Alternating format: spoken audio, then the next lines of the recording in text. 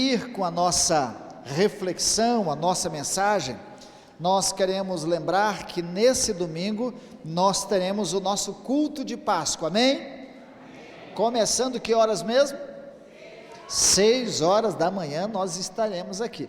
Para eu chegar aqui 6 horas, eu tenho que acordar mais ou menos 4h40. Até eu tomar um banho, me arrumar, sair de casa às 5 e pouco para chegar aqui, antes das 6, para abrir a igreja com vocês aí, pastor Geis e pastor Rodrigo. Moro longe, então é uma jornada, mas eu estarei aqui firme e forte. Nesse culto nós teremos a ministração da ceia do Senhor, é o culto da celebração da ressurreição. E eu quero lembrar para vocês que não vai ser só, a ênfase não será só dada no domingo, tanto de manhã quanto à noite, mas começa hoje à noite.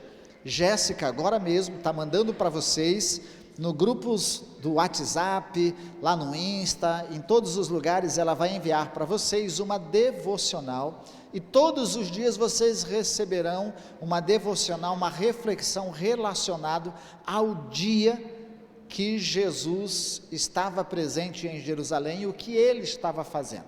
Hoje, por exemplo, foi o dia que Jesus entra na cidade de Jerusalém, e vocês vão receber esse dia que ele chega na cidade de Jerusalém, é aclamado por toda a multidão, e aí entra no templo e faz a chamada purificação do templo. Vocês vão ter lá uma devocional, amanhã também, porque é o dia que depois Jesus volta para Betânia, para o Monte das Oliveiras, e descendo encontra uma figueira, e lá vocês vão ver o que acontece, porque tem o texto, a leitura, e ali uma reflexão. Todos os grupos, por exemplo, voleibol das meninas, segunda-feira, elas antes do voleibol vão se reunir, fazer a leitura do texto e fazer a leitura da devocional, tá bom? Os meninos, se possível também lá no futebol, segunda-feira, a mesma coisa, pega a reflexão, às vezes lá não dá para ler todo o texto, é bem disperso, mas dá para fazer a reflexão. Na terça-feira, a mesma coisa, você vai ter a devocional, a leitura e a reflexão, onde você estiver. Por exemplo, aí tem o futebol, tem a capoeira, o que tiver, vai ser lido o texto e feito a reflexão, para que a pessoa entenda essa jornada de Jesus, de hoje até o dia da sua crucificação e até o dia da ressurreição, que foi domingo pela manhã. Então a gente vai trilhar esse caminho, e todos os dias vocês vão receber lá. Pode entrar, quem é do grupo dos líderes do PGM, multiplique para os seus liderados. Eu creio que será possível colocar lá no Facebook, no Insta da Igreja Batista do Jardim Tarumã. Projeto Mulheres divulga lá dentro do Projeto Mulheres, dos homens. Procure acessar. Você pode fazer essa reflexão tanto nas reuniões como igreja que a gente tem, mas também pode fazer na devocional da sua casa com a sua família, tá bom? Então vocês vão receber semana toda de Páscoa, trilho, caminhada de Jesus, ao entrar na cidade de Jerusalém, até o seu último dia, crucificação, morte e ressurreição. Então, amém? Vai ser bênção, né? E não se esqueçam, gente, até o mês que vem nós encerraremos o nosso recadastramento. Você que é membro da Igreja Batista do Jardim Tarumã, veja lá no hall de membros, assine, confirme que você quer continuar sendo membro, atualize os seus dados, o seu endereço, para que a gente se organize aí como hall de membros da igreja, para as deliberações jurídicas terem o seu devido valor e o seu devido efeito.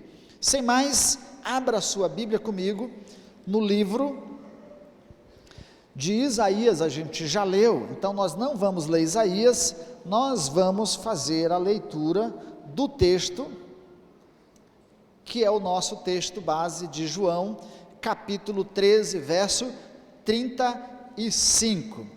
Você pode seguir a leitura, deixá-la aberta lá depois no livro de Isaías, a gente vai fazer referência a ele, e depois, se quiser já acompanhar a devocional do que vai acontecer, a gente fala um pouco disso também hoje, Lucas 19, 28 ao 40, entrada de Jesus em Jerusalém até a purificação do templo, tá bom? João 13, 35, o que diz lá? Nisto,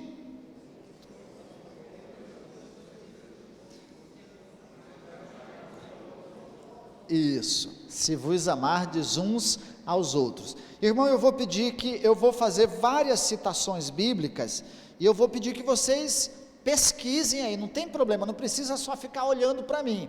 Eu vou ficar muito feliz se eu ver vocês conferindo lá na Bíblia, se o que eu estou dizendo, se o texto que eu citei está certo, porque às vezes eu faço aqui, na hora de escrever, escrevi errado a citação, e o texto está errado, e depois vocês podem pesquisar e ajustar aí, mas confiram na Bíblia. Vamos ser sempre bereanos no ensino da palavra do Senhor, amém? Glória.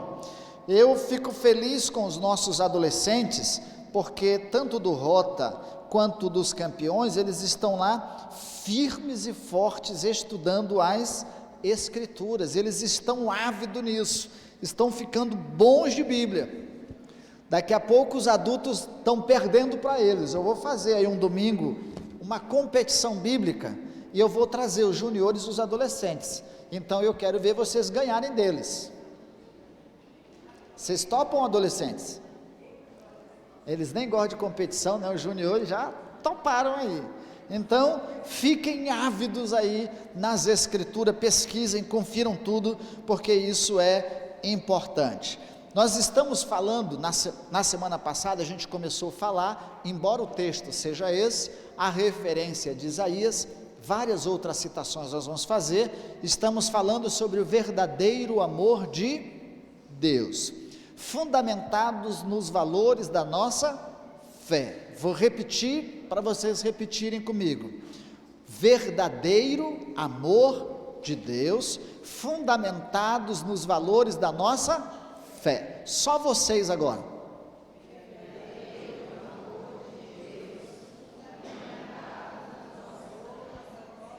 Isso não tem mais bênção e nem menos bênção para vocês, tá? A bênção é didática mesmo, de vocês guardarem, fixarem na mente aquilo que a gente está pensando, conhecendo o verdadeiro amor de Deus. E nós falamos que é impossível conhecer o amor de Deus sem conhecermos Deus. E na semana passada nós falamos sobre os atributos de Deus: Deus onipresente, Deus onisciente, Deus onipotente. Falamos sobre Deus é santo, e aí ficamos presos no Deus é amor, a gente não conseguiu seguir em frente. Falamos sobre os nomes de Deus, como uma forma de identificarmos aí a personalidade de Deus, a identidade de Deus, e o valor disso para nós. Hoje, nós continuamos falando sobre Deus é amor, e a encarnação do Deus que nos ama. Deus é amor, e seguindo, a encarnação do Deus que nos ama. Deus é amor, Ele nos criou não porque Ele estava solitário. Deus não era um ser solitário como algumas pessoas dizem. Deus criou o homem porque Ele precisava de alguém para conversar, Não, Deus criou todas as coisas, Deus criou os querubins, os serafins, Ele era pleno na sua deidade, como Deus trino, completo, Pai, Filho e Espírito Santo, embora isso seja para nós difícil de desmembrar e compreender, mas Deus era pleno em si mesmo, não era um ser solitário, mas na sua identidade Deus é amor, na sua essência Ele é um Deus de amor, e isso tem sido o desvirtuar dos homens, porque no conceito de amor dos homens, entram amores que dão liberdade a fazermos algumas coisas que não condizem com o caráter santo de Deus e com o caráter justo de Deus, com o atributo da santidade de Deus e da justiça de Deus. Não é porque Deus é amor que Deus não exija e nem seja disciplinado, no sentido da rotina, dos valores, que tenha critérios, que tenha princípios. nada disso. Então, para a gente compreender e estender isso, é importante a gente seguir em frente. 1 João, capítulo 4, do verso 7 ao 20, ao verso 8, diz assim: Amados, amemos uns aos outros, pois o amor procede de Deus. Aquele que ama é nascido de Deus e conhece a Deus. Quem não ama não conhece a Deus, porque Deus é amor. A essência de Deus é amor. E é impossível amarmos de fato e verdadeiramente amarmos sem conhecer Deus e amar com o amor de Deus. Nessa expressão do Novo Testamento é chamado do amor ágape.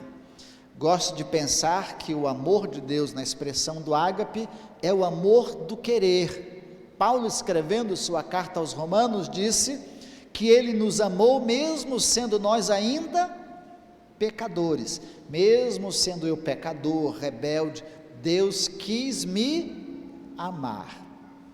É a mesma condição de ser alguém rebelde, que não segue os conselhos, e a gente insiste em amar aquela pessoa. Então Deus quis nos amar, Deus quer nos amar, Deus tem o desafio de nos amar constantemente, porque Ele não pode fugir da sua natureza, da sua essência. Então, se você tem a essência de Deus, você vai amar, e não vai perder a capacidade de amar. Mas se você perde a essência de Deus, perde a luminosidade de Deus, a presença de Deus na sua vida, você perde a capacidade de amar. Você vai amar dentro dos seus recursos, da sua limitação de conhecimento de amor, que é um amor egocêntrico, egoísta, vaidoso, soberbo, arrogante, carente e todas as outras coisas mais. Libertina. O amor de Deus, nesse sentido, o amor e a santidade de Deus exigem justiça sobre o pecado. A gente vai decifrar isso logo mais. Deus é amor, Deus é santo, e porque Deus é amor, Deus é santo, Deus não pode ser injusto.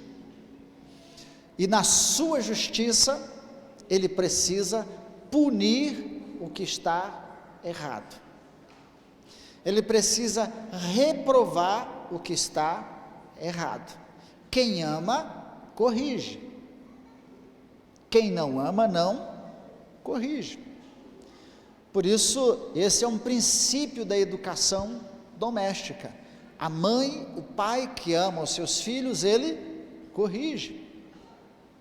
Se ele não ama, ele larga, ele deixa, cada um faz o que quer. O amor de Deus também o torna misericordioso. Se você abre a sua Bíblia, no livro de Efésios, capítulo 2, verso 4, verso 5, eu acho muito interessante em Neemias, capítulo 9, verso 31, o conceito que ele dá da misericórdia de Deus, e o texto mais clássico de Lamentações, capítulo 3, do verso 23 ao verso 25. Por causa da misericórdia do Senhor é que nós não somos consumidos, mas estas misericórdias do Senhor se renovam a cada manhã. É como recebermos um cheque em branco todo dia. Nesse sentido, o conceito da misericórdia de Deus é: eu deveria sofrer um dano maior por causa dos meus erros, mas Deus é misericordioso. Eu deveria morrer imediatamente após cometer uma falta, um erro, um pecado que ofende o caráter santo de Deus, mas pela misericórdia Ele me dá tempo, Ele me dá oportunidades de arrependimento, de conversão, de aproximação, de achego a Ele. Da mesma forma, por causa da misericórdia de Deus, Jesus ainda não voltou, para dar oportunidade para que as pessoas possam se arrepender, como diz o apóstolo Pedro. Então a misericórdia de Deus é a causa de não sermos consumidos. a bondade de Deus, o amor de Deus, então exerce misericórdia para com as nossas vidas. O amor de Deus o torna gracioso, aí é o conceito da graça, que vai além da misericórdia, que é o preço que ele vai pagar, manifesto na expressão do seu amor máximo, em Cristo Jesus, em favor de nós, não só sendo misericordioso, mas ainda nos livrando de todas as culpas, perdoando as nossas faltas, as nossas iniquidades, apenas pelo preço de reconhecermos o seu sacrifício, o seu amor vicário na cruz, e de tomarmos a decisão de seguirmos. Esse é o preço da graça, é a nossa decisão, a nossa disposição em querer aceitar a proposta de Deus e recebermos essa proposta com a disposição de obediência. A graça, a dádiva, o presente está dado, e a gente vai compreender isso de maneira mais profunda. Amém? Entendido até aqui a encarnação do Deus que nos ama. Quando você abre a sua Bíblia lá em João capítulo 1, o que diz? No princípio era o Verbo, e o Verbo se fez carne e habitou entre nós, e o Verbo estava com Deus, e o Verbo era Deus, e vimos a sua glória como a glória do unigênito do Pai. Ele veio para os que eram seus, e os seus não o receberam, mas a todos quantos o receberam, deu-lhes o poder de se tornarem filhos de Deus, a saber, não os que nasceram da carne ou do sangue, mas da vontade de Deus. É assim que está aí mesmo? Certeza que está escrito desse jeito aí? Confiram na Bíblia. Essa encarnação do Deus que nos ama é manifesta na pessoa do Filho Cristo Jesus. Deus sendo Deus, pleno na sua deidade, na sua soberania, na sua grandeza, adorado pelos querubins e pelos serafins, criador e sustentador de todas as coisas, decidiu na pessoa do Filho se fazer carne e habitar entre nós. E nessa expressão, quando ele está com seus discípulos, ensinando sobre o caminho, Filipe lhe pergunta: Senhor, mostre-nos o caminho. E ele diz: Filipe, há tanto tempo estou convosco que ainda não sabes? Mostra-nos pelo menos o Pai. Aí Jesus responde: quem vê a mim, vê o Pai. Se não creres, pelo menos pelas obras que eu faço. Quem ver Cristo Jesus é a manifestação máxima da expressão do amor de Deus. Deus se fez carne. Paulo explicando isso e convocando a igreja de Filipos a ter o mesmo sentimento de Deus em nós, diz assim: mesmo sendo ele em forma de Deus, não teve por usurpação ser igual a Deus, antes humilhou-se a si mesmo, morrendo a morte de cruz. Então Deus, no seu processo de manifestar o seu amor ao homem, deixa a sua glória, a sua majestade e resolve se limitar, ainda que ele não perca a sua onipotência, a sua onisciência, a sua onipresença. E para entendermos isto, só reconhecendo esses atributos de Deus, que é possível estar presente na sua diversidade, na sua manifestação plena, mas assim mesmo ele se limita geograficamente, fisicamente, humanamente, para ser o sacrifício perfeito, como cordeiro sacrificial em favor de nós, como um sacrifício substitutivo. Vocês vão encontrar essas referências em João 1, do verso 1 ao 28, que eu li, e Filipenses capítulo 2, do verso 5 ao verso 11, e também João 14, do verso 1 ao verso 14, quando ele conversa com os discípulos e responde a Filipe. A encarnação do Deus que nos ama teve motivações. Vamos ver quais as motivações de Deus. Hernandes Dias Lopes, teólogo, pregador, exegeta do Novo Testamento, pastor presbiteriano, ele diz o seguinte: na cruz se beijam esses dois atributos de Deus, sua justiça e seu amor. Na cruz se beijam os dois atributos de Deus, sua justiça e o seu amor. Por quê? Porque Deus é justo. E Paulo, escrevendo aos Romanos, diz qual que é o salário do pecado? A morte. Por causa do pecado, deveríamos morrer. João, escrevendo no seu livro de Apocalipse, ele fala sobre a segunda morte, não só a morte física, mas a morte espiritual, separação eterna de Deus. A consequência do pecado, para que Deus exerça a sua justiça, deveria matar todos os homens. Todos os homens deveriam morrer, não existir, serem aniquilados. Essa era a justiça divina. Porque Ele é santo, Ele é perfeito, e Ele não coabita, não habita, não concebe, não mistura com o pecado, com o erro, com a iniquidade, com a corrupção humana. Então, a justiça de Deus deveria ser a maldição, a morte de todos os homens. Mas o que fazer, se Deus é amor? Matar todos, aniquilar todos? A gente costuma dizer, ele até planejou isso, mas ele deu o escape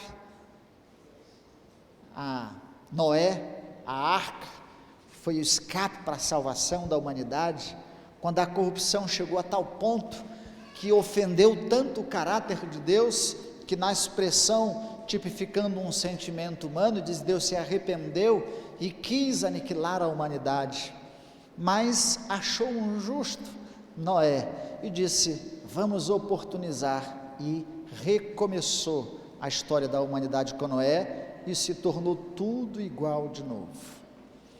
Agora, se Deus é justo, o que Ele vai fazer sendo Deus amor? Ele precisa punir o pecado, Ele precisa punir o pecador, Ele precisa exercer a sua justiça, e aí por isso Ele manifesta o seu amor na cruz, e na sua encarnação se fazendo carne, habitando entre nós, para ser o sacrifício que substituísse a morte do homem, e Ele assume a morte que era minha e que era sua. Por isso Isaías, no Velho Testamento, é o texto mais messiânico e que expressa perfeitamente o sacrifício de Jesus na cruz. Lá Ele foi moído pelas nossas transgressões. Sabe o que é moer? O moer, na figura antiga, era pegar o trigo e pôr em cima de uma pedra bem grande, e pegar uma pedra bem grande também, colocar e girar aquela pedra em cima daqueles grãos, para moer o grão, até esbagaçá-lo, para que ele virasse o pó que a gente chama de trigo. Seria essa trituração. Então diz o texto que Ele foi moído pelas nossas iniquidades. Então, a manifestação da justiça de Deus em favor dos homens foi manifesta na cruz.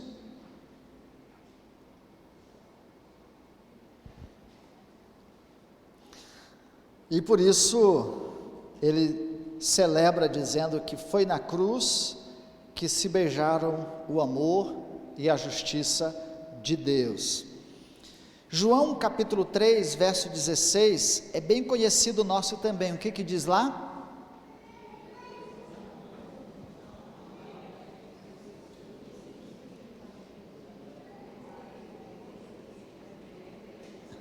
Exatamente, a manifestação aí do amor de Deus. Deus me ama e deu o seu Filho para que, se eu nele crer, não pereça, ou seja, não morra, não seja condenado, mas tenha vida eterna. E essa vida já começa a ser experimentada aqui.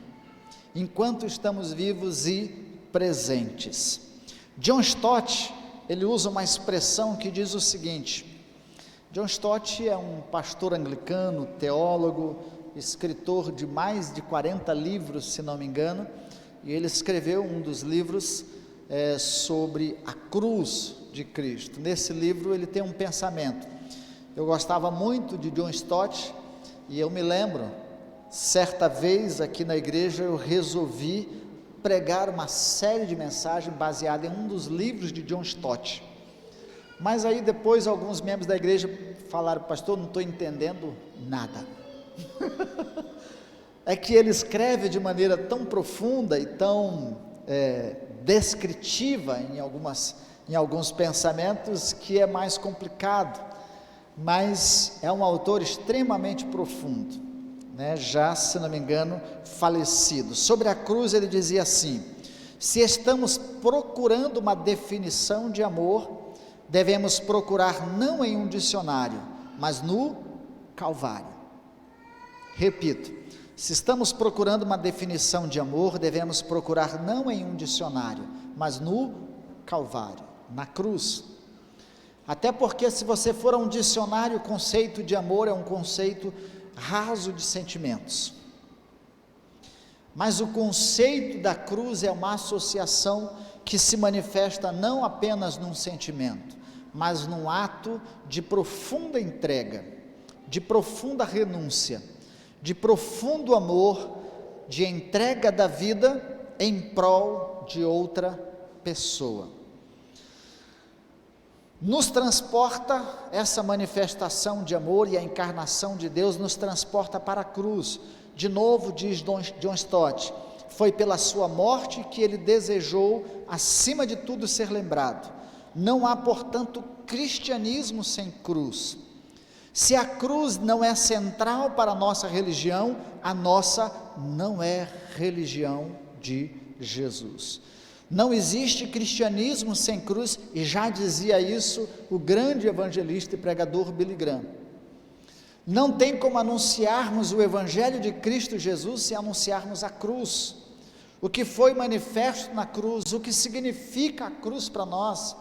E a cruz, aqui eu não estou falando daquele pedaço de madeira no qual ele foi pendurado, que já foi tão vendido que eu acho que dava para fazer milhões de cruzes. Na época da igreja, das peregrinações, foi tanto pedaço de cruz vendido, que eu acho que deu para fazer um monte de cruz, uma lenda de Jesus. E algumas pessoas até carregam ainda a cruz como um objeto de superstição, é muito mais do que o objeto, a cruz, mas o significado, a simbologia, o que ela representa para nós. E é importante a gente entender isso. Lutero dizia o seguinte: olhei para mim e vi que era impossível me salvar. Olhei para Jesus e vi que era impossível me perder. Nos seus braços estendidos na cruz, a sua oferta era de reconciliação do homem com Deus.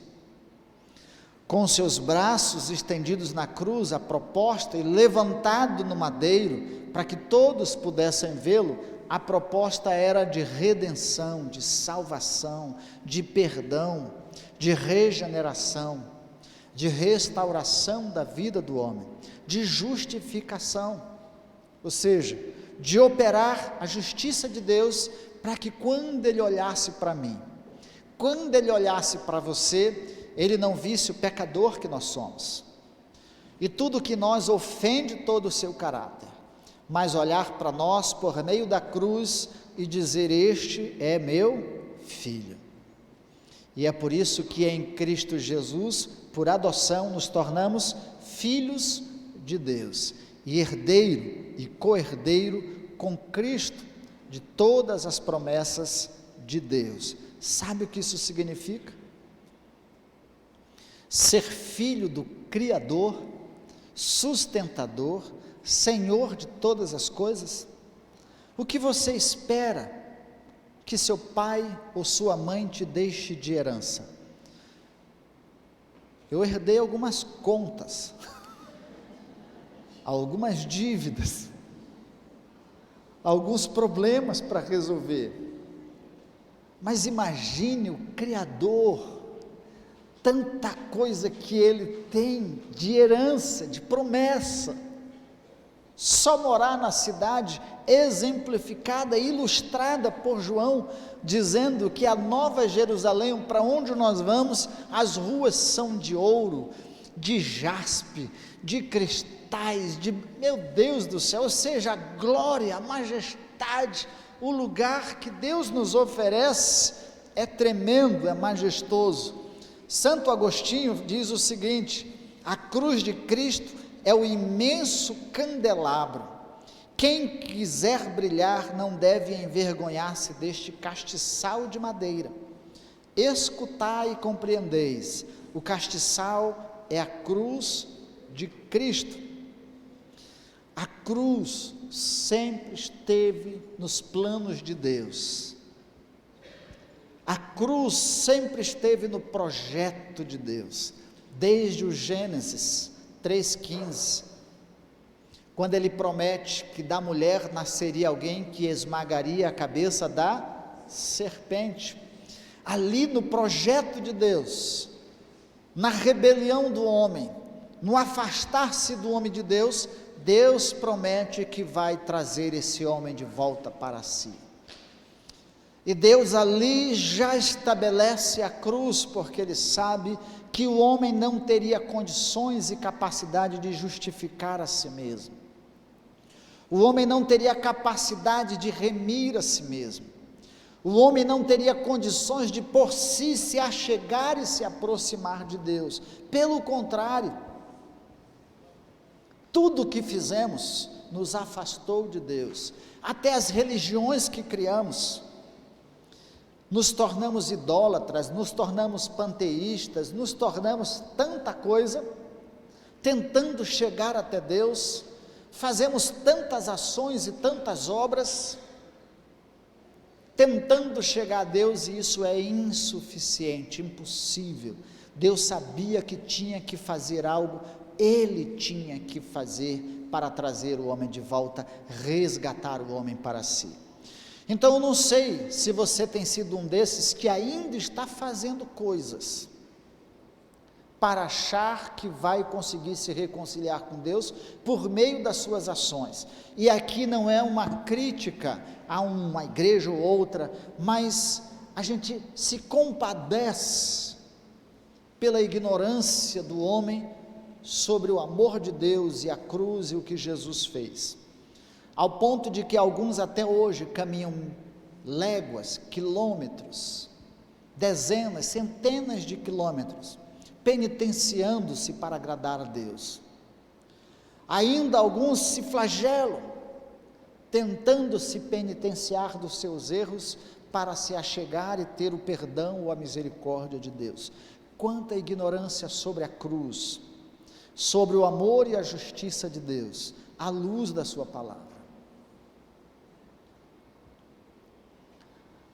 Isaías 53, como eu falei, é o livro que melhor descreve essa expressão do amor de Deus e do sacrifício de Cristo Jesus.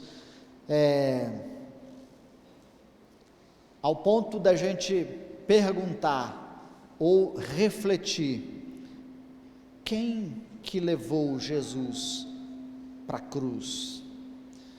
Na história, nos filmes, a gente fica com dó de Jesus, a gente chora às vezes assistindo o filme de Jesus, não é porque pensando assim, era eu que tinha que estar lá, não porque os meus pecados levaram ele para lá, ou porque Deus, o que eu fiz com o Senhor para merecer esse sacrifício? A gente fica com dó do sacrifício físico de Jesus, ou da dor, do martírio, do sofrimento dele, mas não do que ele fez por nós a ponto de nos levar ao arrependimento.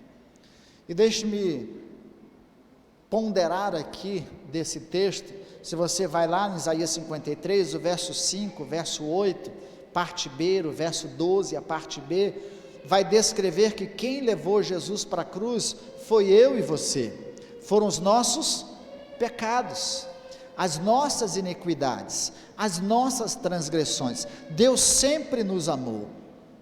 Deus sempre amou o mundo. Nós é que nunca amamos a Deus como deveríamos amar. Nós é que nunca correspondemos ao amor de Deus. Nós é que nunca compreendemos o amor de Deus, e por não compreendermos e por não reconhecermos, nós levamos Jesus à cruz. Ele foi crucificado por causa dos meus pecados, das minhas transgressões, das minhas iniquidades. Isso ofende o caráter santo de Deus, traz a justiça de Deus sobre mim, e a misericórdia e o seu amor fizeram com que então ele se oferecesse como oferta vicária, como sacrifício substitutivo, ou seja, oferta em meu lugar. Quem assistiu às Crônicas de Nárnia? Poucos. Quem já leu as Crônicas de Nárnia? Ali é uma ilustração exatamente dessa oferta de Jesus. Depois vocês vão assistir lá. Quem levou Jesus para a cruz foi Deus. Terrível, cruel pensar isso, mas o Pai, Deus na figura do Pai, que levou o seu Filho à cruz. Próprio verso de João 3,16, porque Deus amou o mundo e deu o seu Filho unigênito. Se você vê lá nos versos 4, parte B, verso 7, 6, verso 10, a parte A, e João 3,16, você vai ver que foi Deus que levou Jesus à cruz. Ele entregou o seu Filho em nosso lugar. Você faria isso? É certo que hoje muitas mães, muitos pais vendem seus filhos para serviço escravo, ou serviços de prostituição, ou muitas outras coisas. Aqui Jesus ofereceu, sem nenhuma comparação a isso, mas aqui Jesus, numa expressão de amor, entrega o seu Filho para morrer em meu lugar, em seu lugar. Até porque eu não seria suficiente, você não seria suficiente, nós seríamos insuficientes, nós somos imperfeitos. Então, assim como Adão trouxe o pecado para todos os homens, diz Paulo escrevendo a sua carta aos Romanos, em Cristo Jesus ele estava levando o pecado de todos nós.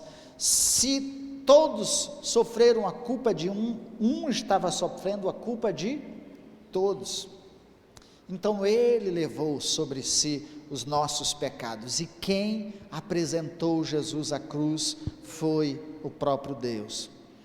E outra, Jesus por vontade própria, quando ele disse: vocês vêm a mim com espadas e varapaus, quando ele responde a Pedro dizendo: porventura, se eu quisesse, não viria aqui miríades e miríades de anjos, me livraria. Então Jesus foi para a cruz por vontade própria.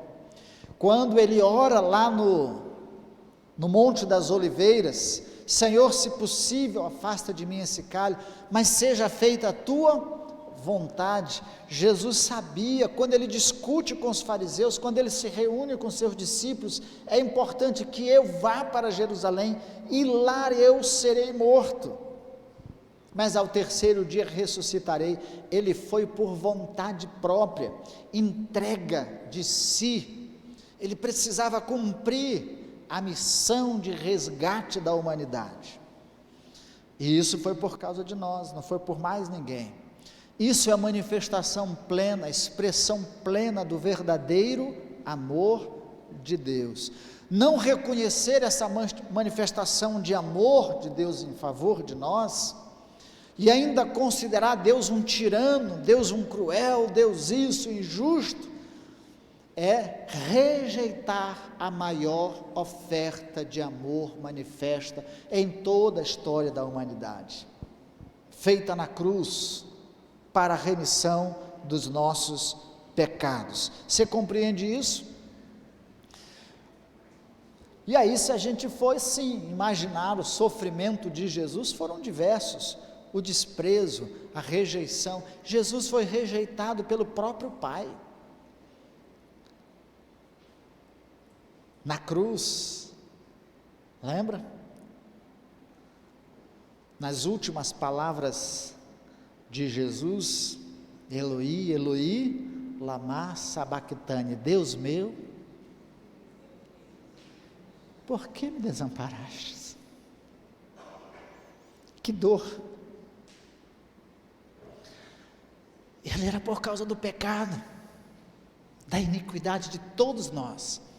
Deus santo, pleno, no sacrifício de Jesus, todas as nossas transgressões, todo o nosso lixo estava lá.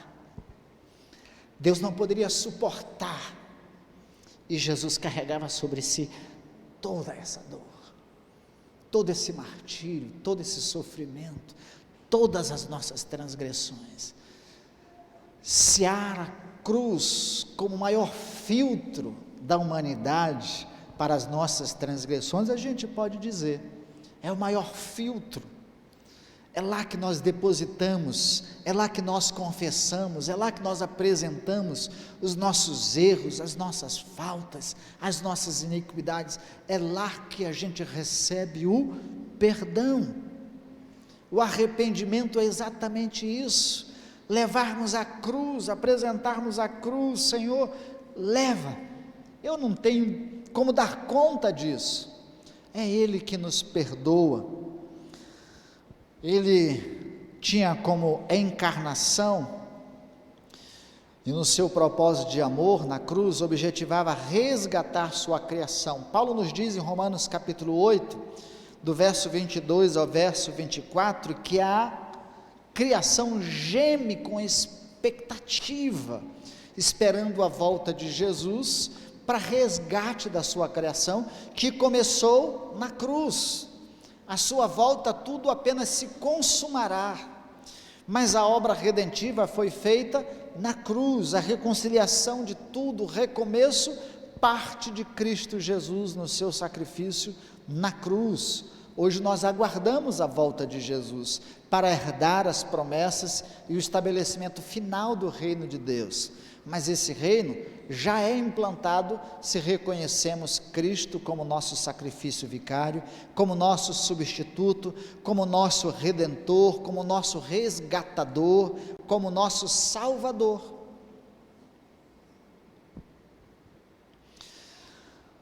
Ele nos resgatou das trevas, Efésios capítulo 2, verso 1 em diante, e Colossenses capítulo 1, do verso 13 até o verso 14, diz o seguinte: Ele nos resgatou do domínio das trevas e nos transportou para o reino do seu Filho amado, em quem temos a redenção, a saber, o perdão dos pecados.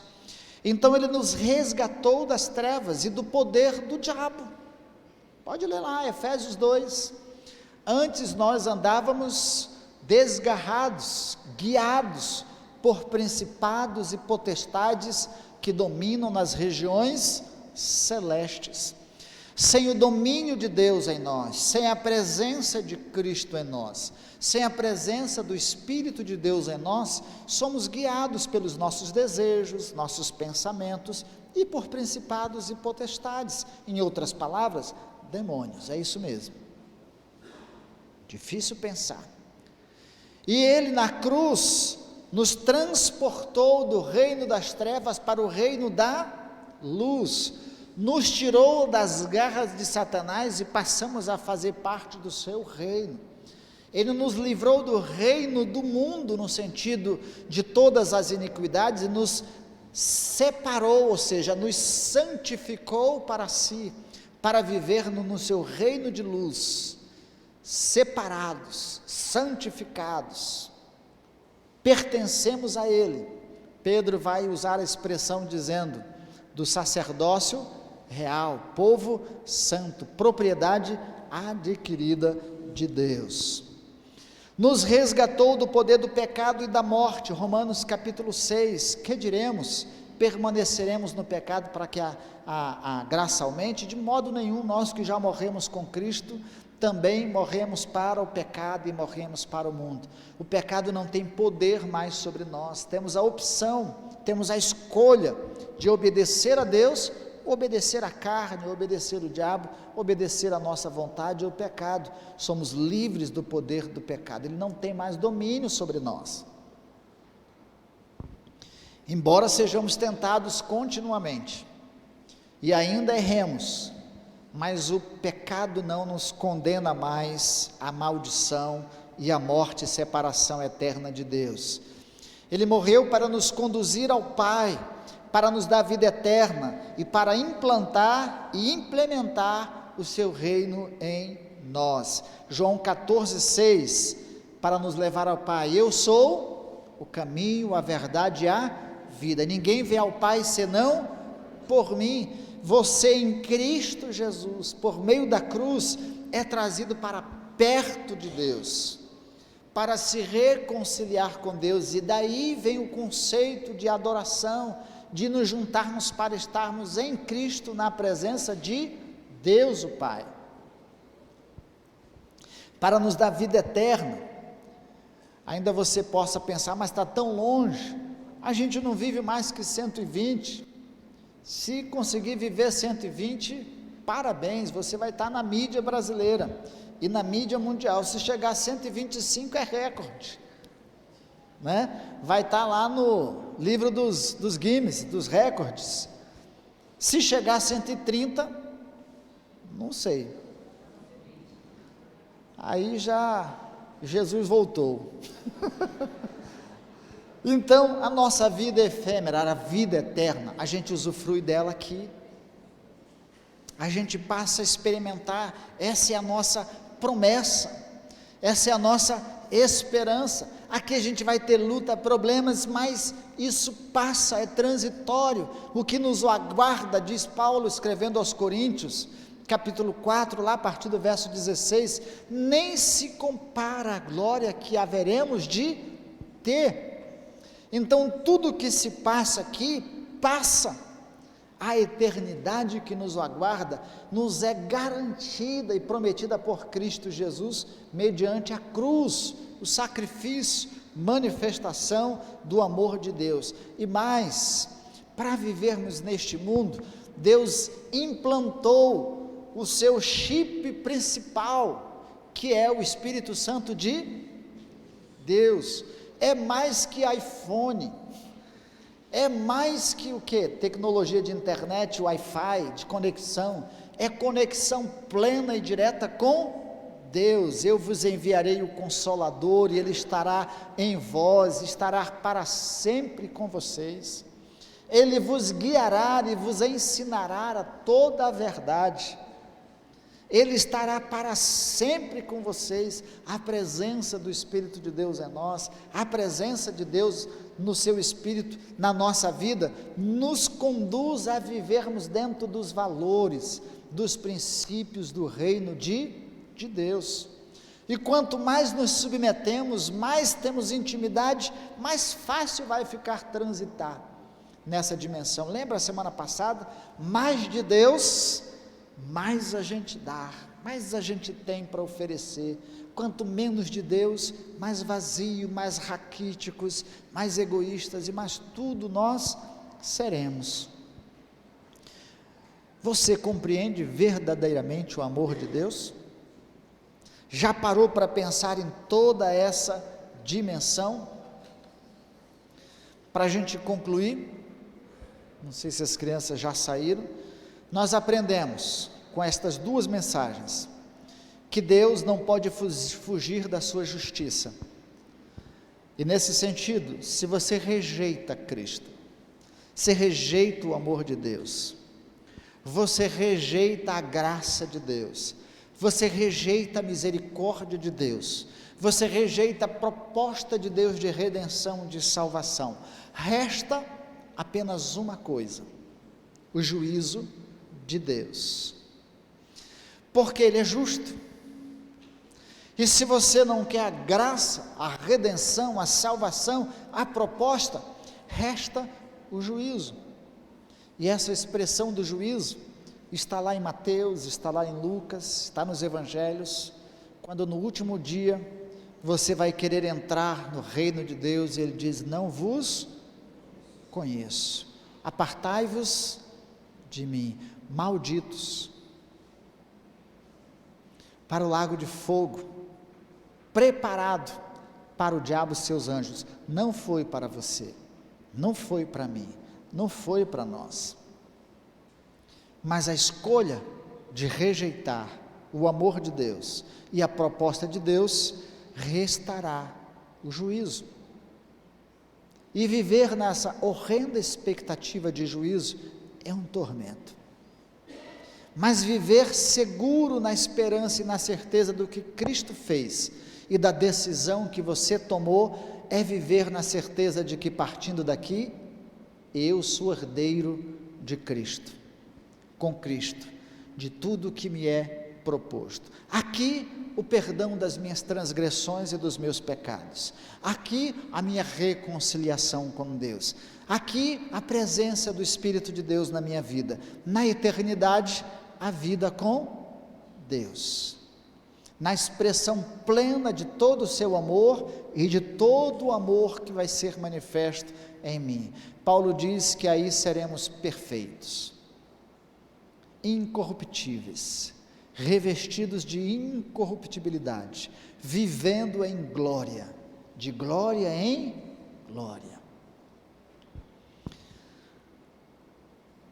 De sua santidade, mas também não pode fugir de sua natureza, que é o amor.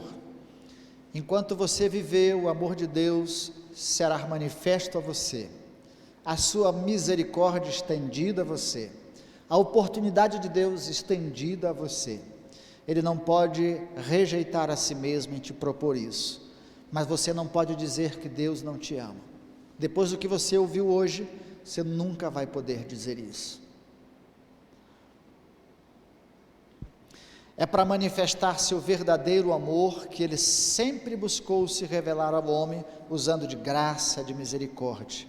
O seu amor e graça foi manifesto em sua expressão maior através da cruz, na pessoa do Filho Cristo Jesus.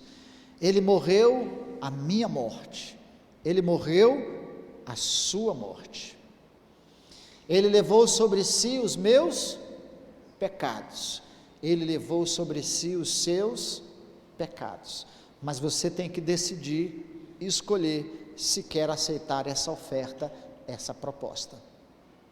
E se nunca fez essa declaração para Ele, é o mesmo erro de começar a namorar sem dizer que ama a namorada. Você vai pedir a sua namorada e dizer: não, ela aceitou meu namoro só porque eu olhei para ela, não, só porque eu passei perto dela, só porque, não, a gente precisa manifestar aquilo que nós estamos desejando, querendo, compreendendo, aceitando. Então é preciso dizer, por isso Jesus diz: todo aquele que me confessar diante dos homens, eu o confessarei diante do meu Pai, mas todo aquele que se envergonhar de mim diante dos homens, eu também me envergonharei dele diante do meu Pai. Se você tem vergonha de confessar a Jesus como Senhor e Salvador da sua vida, como você vai querer que Ele confesse você como filho dele no dia final, que tudo se consumar? Como você vai saber se não restará para você o juízo, em vez da redenção e da salvação da vida eterna? Curve a sua cabeça, curvemos nós e oremos ao Senhor.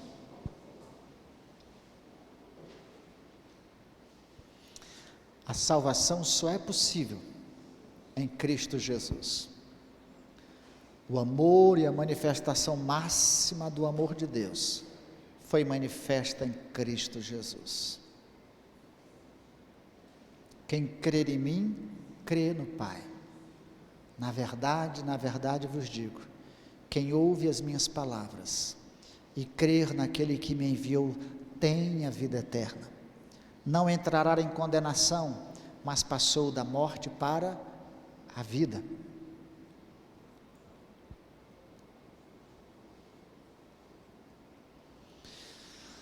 Pai, obrigado pela expressão do amor do Senhor para conosco. Por mais que a gente entenda, compreenda cognitivamente, é impossível dimensionarmos toda essa ação, toda essa dimensão no reino espiritual, no reino das nossas emoções e da grandeza de manifestação do amor de Deus. Mas o que nós não queremos é rejeitarmos essa proposta, rejeitarmos esta oferta, negligenciarmos este amor.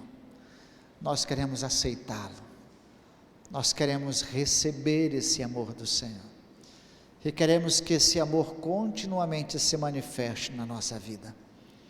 E ó Deus, e nos ajude por meio do Teu Espírito não nos esquecermos disso, não nos afastarmos deste entendimento e compreensão.